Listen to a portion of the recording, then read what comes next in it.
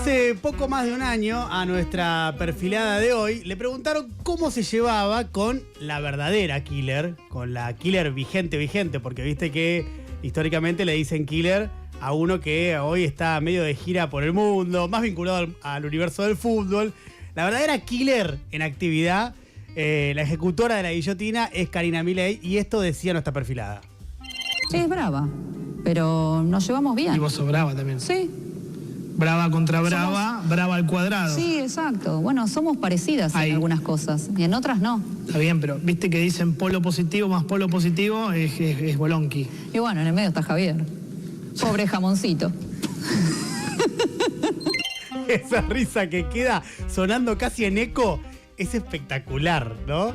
Porque ella se da cuenta de que acaba de decir algo que tiene relevancia y que además es gracioso, pero que expresa muy bien lo que ella leía de lo que estaba sucediendo. Está Karina, está ella, y en el medio está lo que ella denomina como pobre jamoncito. Bueno, tal vez no fue lo más afortunado, ahora voy a explicar por qué. Quien hablaba obviamente era Victoria Villarruel, 50 años, abogada, separada, sin hijos, exdiputada y actual vicepresidenta de la Nación y presidenta del Senado. Pero lo que Victoria Villarruel no sabía entonces, o tal vez algo percibía, es que finalmente era ella a la que se iban a morfar entre dos pancitos. Y acá viene algo que ya hemos contado en otras oportunidades, que es que Karina nunca la quiso a Victoria Villarruel y siempre estuvo convencida de que Villarruel solo quería construir políticamente para ella, es decir, para Villarruel. Quiero decir que no estaba tan equivocada Karina Milei. Quiero decir que no estaba tan equivocada en su olfato. El resto de lo que pasó entre el vínculo entre Milei y Villarruel, bueno, es historia conocida. Milei gana el balotaje, a Villarruel ese día no la dejan hablar en el escenario, lo cual ya nos marca hacia dónde venía y hacia dónde se dirigía esa relación. ¿Vieron esas fotos que en el momento uno dice acá hay algo raro, pero vista en perspectiva te das cuenta de que se encaminaba hacia algo mucho peor? Bueno, eso fue lo que pasó ese día. Y después, a partir de un montón de desavenencias públicas y privadas, Milei se termina convenciendo de algo que la hermana le picaba el seso todo el tiempo y le decía hay que morfársela, hay que morfársela, hay que morfársela. Finalmente se la manducaron, miam, miam, qué rico. Y afuera Villarruel, afuera me refiero a que desde mediados del año pasado Villarruel no participa de ninguna decisión del gobierno, tampoco de reuniones. El presidente hasta le niega el saludo, como vimos en el TDU. E incluso, y ahí viene lo que citaba Ernesto recién a modo de introducción, después de la sextuple derrota de la semana pasada en el Congreso, abiertamente el presidente ya la califica de la siguiente manera. No solo que hemos tenido un programa de estabilización mucho más exitoso que la convertibilidad, sino que además hemos hecho 25 veces más de reformas estructurales. Pero esto lo hicimos con 15% de la Cámara de Diputados, 7 senadores, una traidora, pero con el mejor jefe de gabinete de la historia, que es Guillermo Francos. Lo de la traidora ya es algo, un escalón más, ¿no?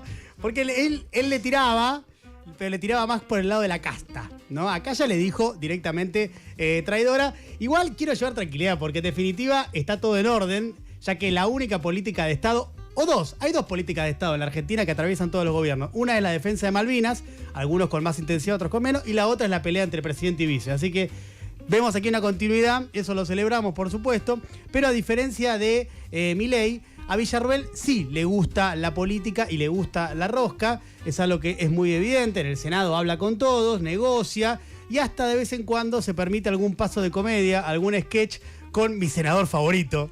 Es mi senador favorito por lejos, que es José Mayans, titular del bloque de Unión por la Patria. Caputo, todos esos forman parte de un clan. Él es un pobrecito. Es un jamoncito, diría la vicepresidenta. ¿Verdad? Bueno. Gracias por el favor, Mayans. No, bueno, digo, en el sentido de que a mí me gusta Gracias, Mayans, por traerme a colación, gracias. Disculpe, presidente, disculpe. A mí me gustó el adjetivo calificativo. Gracias, un amigo. Tenemos que profundizar la amistad, presidenta. Mayans tiene todo para ser un gran comediante. Tiene todo. Tiene el silencio, tiene la tonada, tiene todo. peronismo sin candidato, ¿quién te dice que no termine de presidente? No, nunca digamos nunca, ¿eh? Nunca digamos nunca. Imagínense esta última frase que dice Mayans, que dice: tenemos que profundizar la amistad, presidenta. Imagínense la paranoia que este tipo de cuestiones generan en un gobierno que es más paranoico que el Gollum, ¿no? Esa paranoia permanente y sistemática, bueno, ese tipo de cosas. Imagínense lo que genera en la cabeza de Milei y seguramente de Karina al lado diciéndole: ¿viste que te dije? Bueno, insistimos en esto. Karina siempre vio que Victoria tenía juego propio, por eso nunca le cumplieron una promesa de que ella iba a manejar las fuerzas de seguridad a través del Ministerio de Seguridad y también el Ministerio de Defensa, que finalmente se las dieron a Bullrich y a Petty respectivamente, y esto contaba Victoria Villarroel. El presidente decidió que no y yo lo respeté. Obviamente no me agradó, pero... Y no, me hubiera gustado porque aparte había trabajado varios meses. Me hubiera gustado poder darle mi impronta, son temas que manejo, son temas en los que estudié, me preparé, trabajé con equipo de gente. Bueno, que se preparó no hay ninguna duda. Villarroel conoce como nadie, o como pocos, el universo militar desde que nació. Es hija de Eduardo Villarroel, teniente coronel, quien participó del operativo Independencia en Tucumán y también de la Guerra de Malvinas.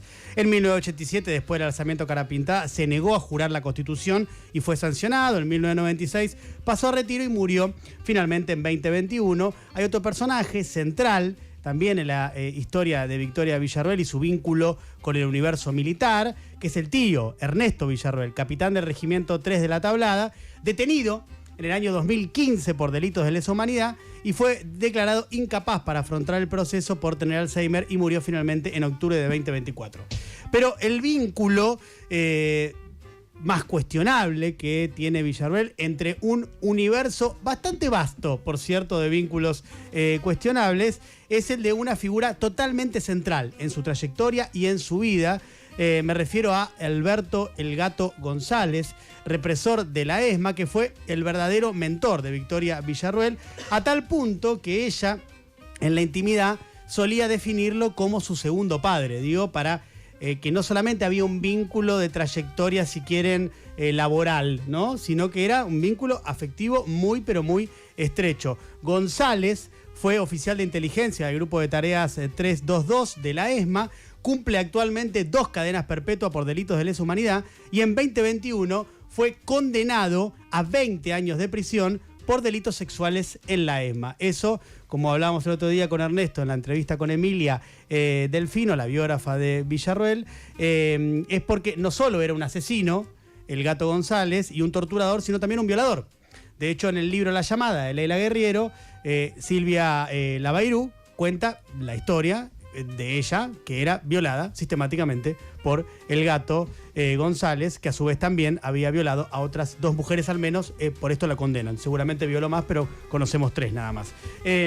Según cuesta también la periodista Emilia Delfino, en La Generala, el libro del que hablábamos con Ernesto el otro día, en el último tiempo parece que el vínculo con su mentor, con el Gato González, se deterioró.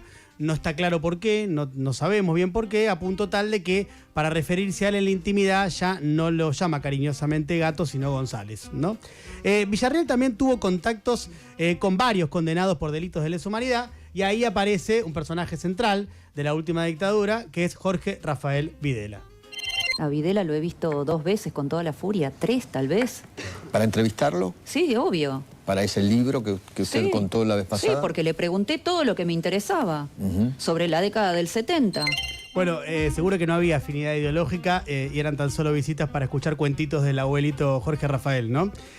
Bueno, en 2006 Villarroel creó el Centro de Estudios Legales sobre el Terrorismo y sus Víctimas y ahí Victoria empieza a ser invitada de vez en cuando a algún que otro programa de televisión y allí, en esa época, negaba el terrorismo de Estado. ¿Usted sostiene que hubo una guerra en el país? ¿Algo así? Sí, no lo sostengo yo, en realidad lo sostiene la Cámara Federal cuando juzga a los comandantes en jefe en la causa 13, que reconoce el estado de una guerra revolucionaria. Entonces allí ha quedado en un gobierno democrático y con el Poder Judicial consagrado el estado de conflicto armado. ¿Usted no cree que hubo terrorismo de Estado? No, yo creo que el terrorismo de Estado es una doctrina de tipo político, de hecho no está legislado en ningún lugar, y el Estado en tal caso comete abusos. El Estado en tal caso comete abusos, es lo que decía por ese entonces Victoria Villarroel. Después fue refinando su narrativa y su discurso. En 2014 publica un libro que se llama Los otros muertos, las víctimas civiles del terrorismo guerrillero de los 70. Y a partir de entonces su popularidad en los medios empieza a crecer y se convierte en una invitada habitual ¿de dónde? Intratables. Es correcto, efectivamente. Y adivinen en dónde Villarroel conoce en persona a Javier Milei. En Intratables. Es correcto, una vez más, como ya venimos viendo en múltiples casos de personas que terminaron en el gobierno que conocieron al presidente en esa locación, en ese estudio de televisión. Por esa época, Villarroel profundizó una narrativa, decía yo, más inteligente, públicamente, ¿no? Que es dejar de defender abiertamente a los militares y comenzar a defender a las víctimas civiles de organizaciones armadas como ERP y Montoneros, y así lo expresaba. Significa que estoy hablando de las que nadie quiere hablar. ¿Quién fue Santucho para vos? Un terrorista. Un terrorista. Aparte creó el Ejército Revolucionario del Pueblo. ¿Quién fue Firmenich? ¿O quién es Un Firmenich? terrorista. ¿Y Videla? Miembro de la comandancia de Montoneros. ¿Videla? Un presidente de un gobierno de facto que violó la Constitución. ¿Quién se ríe? Va afinando. De fondo. Alguien se ríe. Está Fantino conduciendo Intratables, no sé quién se reía ahí de fondo. Bueno, ahora como vicepresidenta, Villarroel sigue rodeada de militares. Por ejemplo, está Claudio Gallardo, que es director general de seguridad del Senado, fue compañero de armas de su padre fallecido. Y Juan Manuel Gestoso Presas es subsecretario de Auditoría y Control de Gestión del Senado. Es un militar retirado, acusado de intentar destruir pruebas en delitos de lesa humanidad. Y acá viene un punto importante. Ambos militares trabajaron en áreas de inteligencia durante mucho tiempo cuando tuvieron su vida activa en las Fuerzas Armadas. Esta especialidad de ambos no es coincidencia porque Villarroel tiene sospechas bastante extendidas de que el gobierno la espía a través de la CIDE. Nunca aportó pruebas, nunca lo dijo públicamente, pero por lo bajo ella está convencida de que la espían. Por último, hay que prestarle mucha atención a un mensaje en particular que Villarroel le envió al gobierno el sábado, después de la catarata de mensajes a través de Instagram, de respuestas a usuarios desconocidos, donde eran todos mensajes para el gobierno utilizando lo que le decían estos usuarios desconocidos. Pero hay un punto importante, uno de los tweets en el que me quiero detener, que hay un usuario que le dice: del presidente nos acordaremos, de las vice nadie se acuerda. Y Villarroel responde: mejor, así vivo mi vida en paz, dado que así vivimos los que no robamos. Saludos. Así vivimos los que no robamos, dice Villarroel, y como cuenta también Emilia Delfino en su libro, el ex jefe de asesores y ex secretario administrativo del Senado, que es Emilio Viramontes Olmos, cuenta en el libro que Villarroel cree que el gobierno va a perder apoyo popular por sus negocios. No está claro a qué hace referencia con negocios, pero uno supone que no son compatibles con la función pública. No sabemos, obviamente, específicamente a qué se refiere, pero sí sabemos también que Villarroel está muy interesada en el caso Libra y que lo sigue con mucho detenimiento. Por eso uno va linkeando entre tweet y tweet, entre metamensaje y metamensaje, y puede leer estas cosas. En definitiva, sí sabemos que Villarroel es muy ambiciosa, que tiene su proyecto político propio y que espera su momento. Si le llegará, no le llegará, no lo sabemos. Muy bien.